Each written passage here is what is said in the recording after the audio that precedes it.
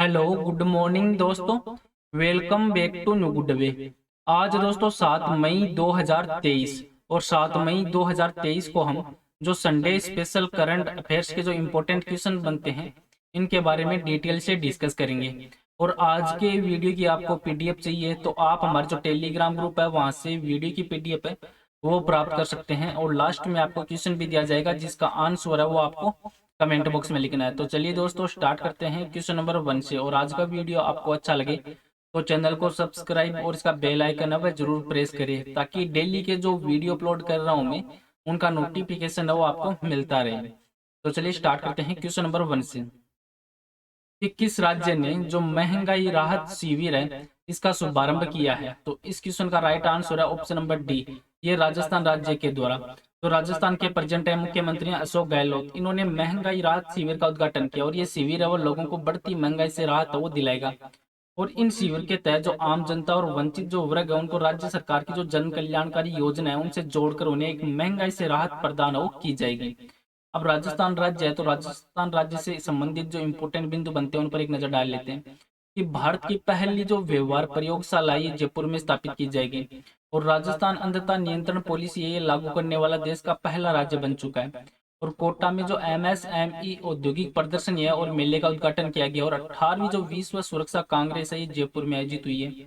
और कोटा में विज्ञान केंद्र और तारामंडल का निर्माण है वो किया जाएगा।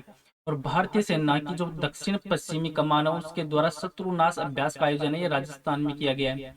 और प्रधानमंत्री ग्रामीण आवास योजना है इसमें राजस्थान का जो झुंझुनू जिला है वो टॉप पे है।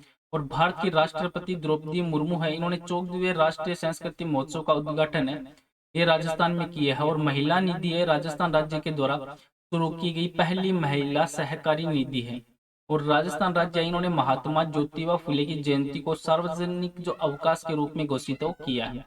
अब राजस्थान राज्य है तो राजस्थान राज्य क्षेत्रफल के अनुसार सबसे बड़ा राज्य है जिसको आप मैप में देख सकते हैं। और इसकी एक अंतर्राष्ट्रीय सीमा है जो पाकिस्तान से लगती है। और इस सीमा की जो लंबाई है वो 1070 किलोमीटर है। और इस सीमा को रेड क्लिप के नाम से जाना जाता है। और इसकी जो राजस्थान के पड़ोसी राज्य हैं गुजरात, मध्य प्रदेश, पंजाब, उत्तर प्रदेश और हरियाणा है। और प्रेजेंट है मुख्यमंत्री हैं अशोक गहलोत और राज्यपाल कलराज मिश्रा। और राजस्थान को जो गठन है ये 30 मार्च 1949 को राजस्थान का गठन हुआ था। और 30 मार्च को राजस्थान स्थापना दिवस के रूप में मनाया जाता है।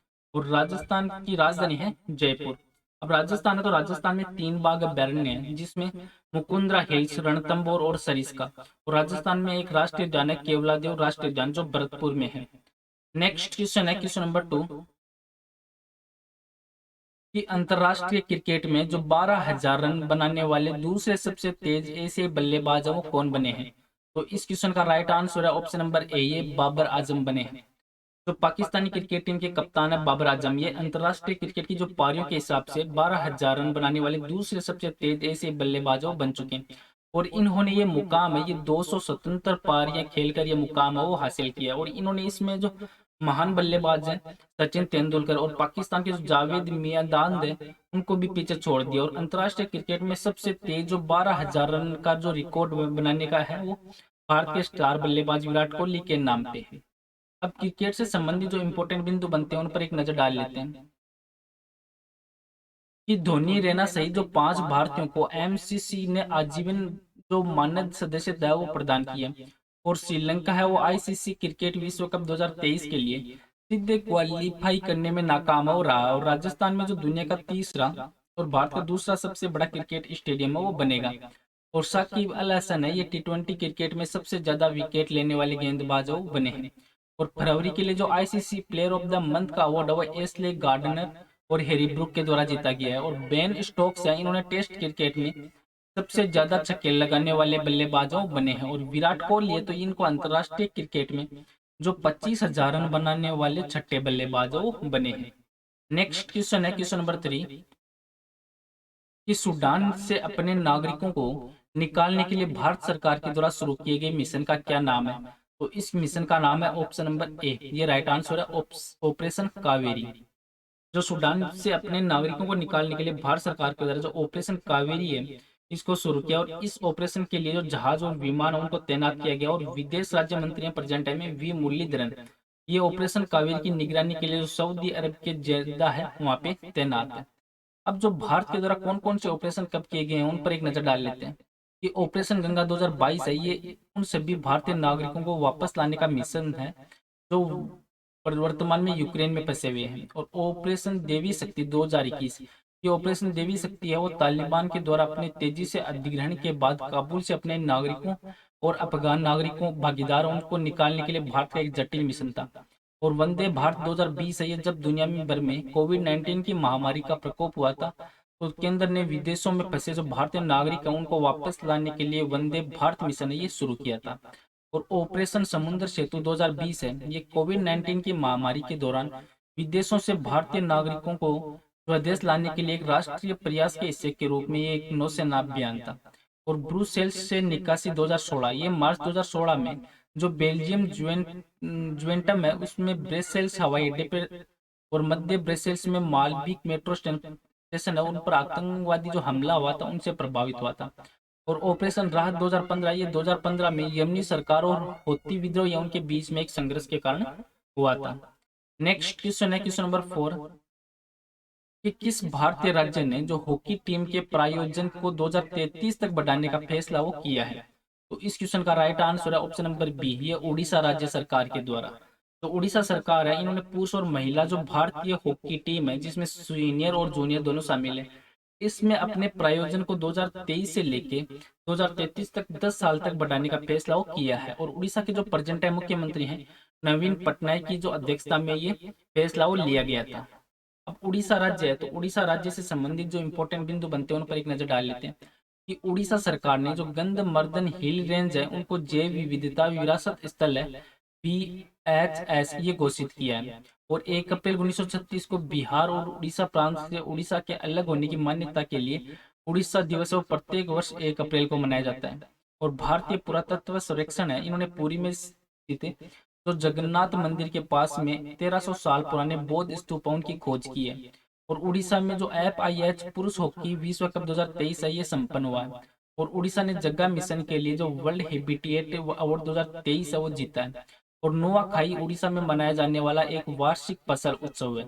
और उड़ीसा के मुख्यमंत्री ने महानदी पर राज्य के सबसे लंबे पुल है उसका उद्घाटन वो किया है। अब देवगढ़ क्योंझर और मयूरभंज इनके सहित उड़ीसा के तीनों जिलों में विभिन्न स्थानों पर सोने के भंडार वो पाए गए। अब उड़ीसा राज्य तो उड़ीसा राज्य भारत के पूर्वी तट पर स्थित एक राज्य है जिसको आप मैप में देख सकते हैं। और इसके पड़ोसी राज्य हैं जैसे झारखंड है, पश्चिम बंगाल, आंध्र प्रदेश, छत्तीसगढ़ है।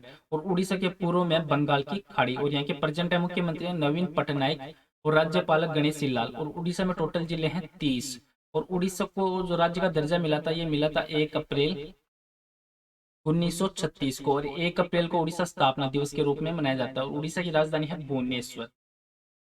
और उड़ीसा के जो संबलपुर है उसके पास में जो हीराकुंड बांध है ये विश्व का सबसे लंबा मिट्टी का बांध है। नेक्स्ट क्वेश्चन है क्वेश्चन नंबर 5 कि भारत सरकार ने कलकत्ता उच्च न्यायालय के मुख्य न्यायाधीश के रूप में किसको नियुक्त करने की घोषणा की है।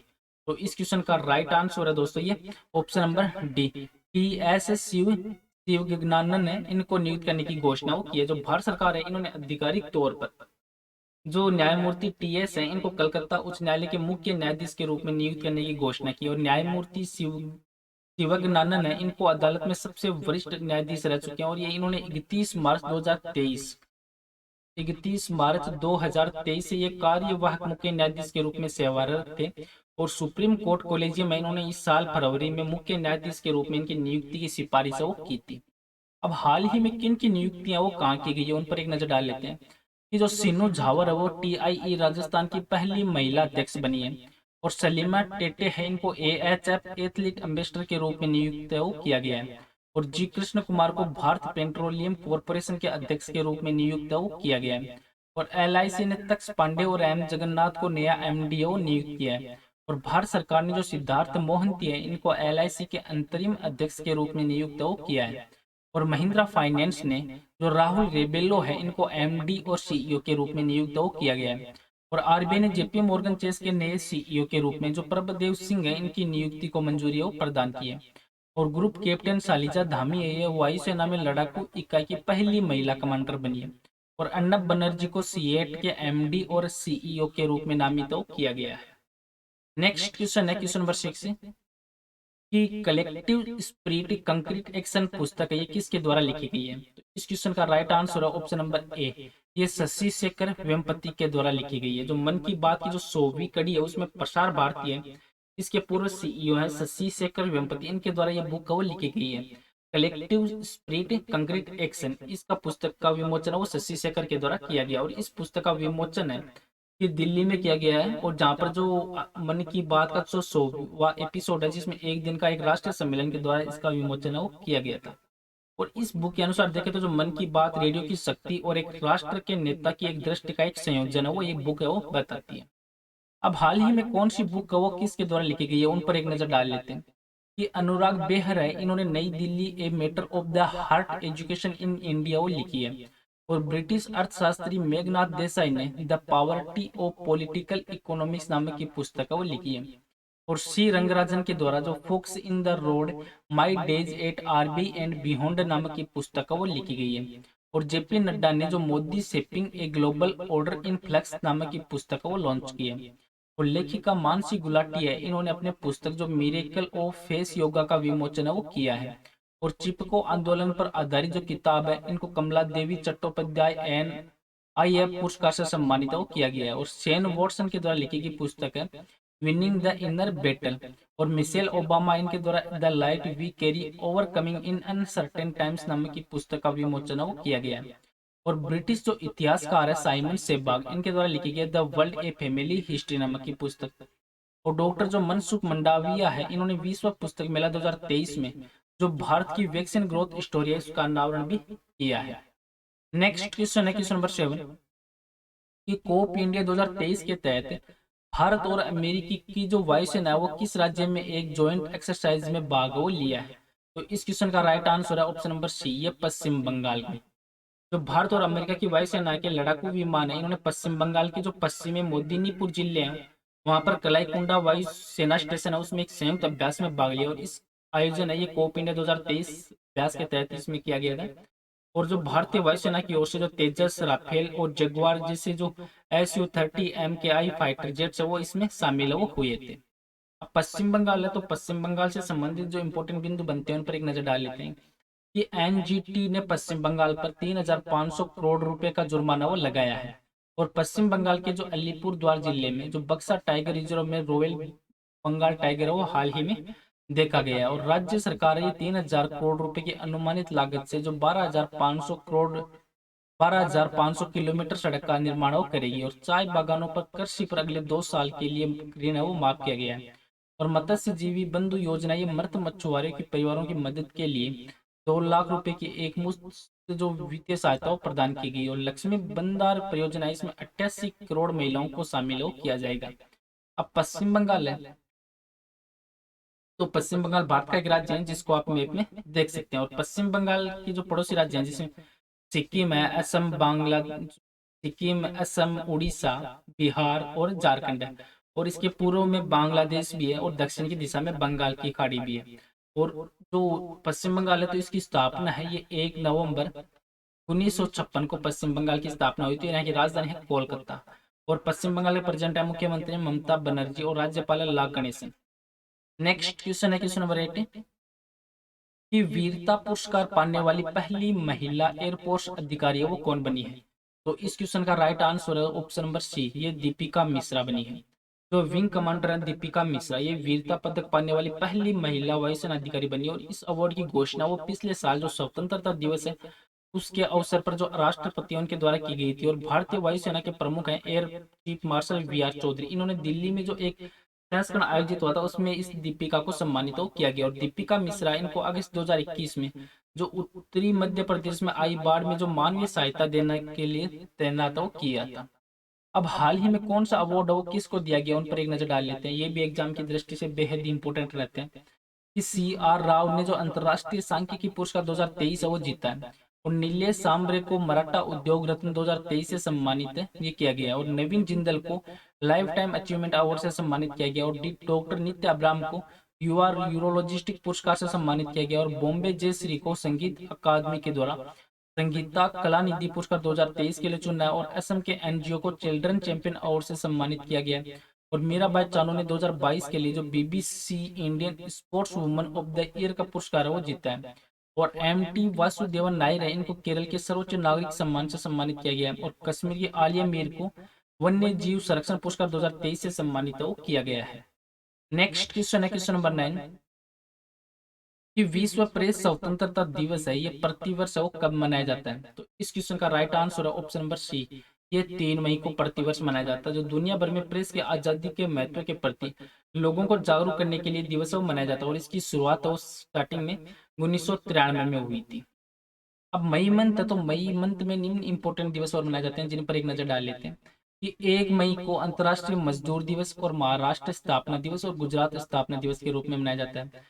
2 मई को विश्व हास्य दिवस और विश्व टोना दिवस, 3 मई को विश्व प्रेस स्वतंत्रता दिवस और 4 मई को कोयला खदान दिवस के रूप में मनाया जाता है। नेक्स्ट क्वेश्चन है क्वेश्चन नंबर 10 कि HDFC बैंक ने किसे जो डेप्यूटी मैनेजिंग डायरेक्टर के तौर पे नियुक्त किया है। तो इस क्वेश्चन का राइट आंसर है ऑप्शन नंबर ए, ये केजाद बरूचा को नियुक्त किया गया। जो केजाद बरूचा इनको HDFC बैंक का उप प्रबंधक निदेशक वो नियुक्त किया है। और जो भावेश झवेरी है इनको 3 साल की कार्यकाल के लिए जो कार्यकारी निदेशक के रूप में नियुक्त किया है।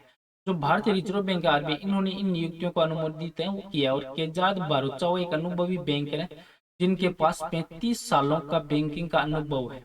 इससे एचडीएफसी इससे इन जो सॉरी एचडीएफसी बैंक है तो एचडीएफसी बैंक से संबंधित जो इंपॉर्टेंट बिंदु बनते हैं उन पर एक नजर डाल लेते हैं कि एचडीएफसी बैंक भारत के सबसे बड़े निजी क्षेत्र के बैंकों में से एक है जिसकी देश भर में 5,700 से अधिक शाखाएं और 16,000 से अधिक एटीएम का नेटवर्क है। और इसकी स्थापना 1994 में हुई थी और इसका मुख्यालय मुंबई में। और एचडीएफसी बैंक के वर्तमान सीईओ और एमडी हैं शशिधर जगदीशन, जिन्होंने अक्टूबर 2020 में आदित्यपुरी की जगह ली थी। और एचडीएफसी बैंक वो अपने ग्राहकों को बचत, चालू खाते, ऋण, क्रेडिट कार्ड, बीमा, निवेश उत्पाद या सहित जो वित्तीय उत्पाद और सेवाओं की एक विस्तृत जो श्रृंखला वो प्रदान करता है।